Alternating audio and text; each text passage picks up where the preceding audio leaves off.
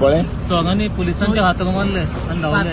काल चोर चोरपा येयल्ले डकैती जाली आणि पोलीस धरपा गेले आणि चोर पोलिसांचेर फातर मारून चोर पळय.